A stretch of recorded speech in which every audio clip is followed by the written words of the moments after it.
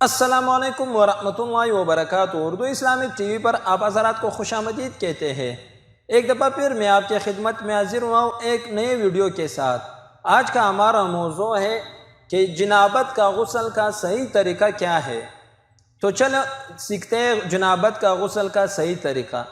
سب سے پہلے آپ نے ہاتھ دھونے، پھر اس کے بعد آپ نے جہاں پر نجاست لگی ہو وہ نجاست دھونی ہے۔ پھر اس کے بعد آپ استنجا کر لیں۔ استنجا جب کر لیا پھر آپ دونوں ہاتھ دھوئیں گے۔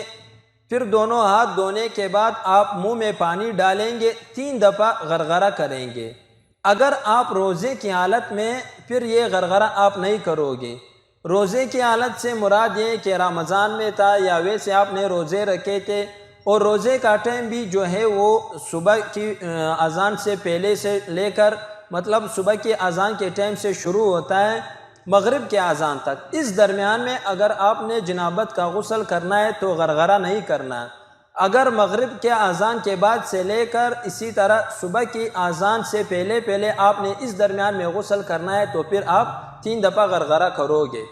رمضان کی حالت میں یہ غرغرہ نہیں ہے۔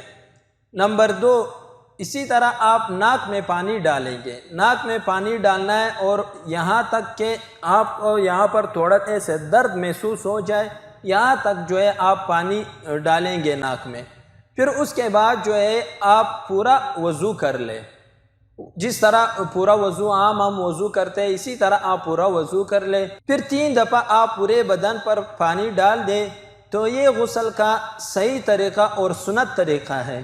ویسے 1 دفعہ پانی ڈالنے سے بھی وہ غسل ہو جاتا ہے، لیکن سنت طریقہ یہ ہے کہ آپ پورے بدن پر پورے جسم پر 3 مرتبہ پانی وہ ڈالیں۔ تو یہ ہے جنابت کے غسل کا صحیح طریقہ۔ امید کرتے ہیں آپ حضرات کو ہماری ویڈیو پسند آئی ہوگی۔ مزید اس طرح ویڈیوز دیکھنے کے لیے ہمارے چینل کو سبسکرائب کریں۔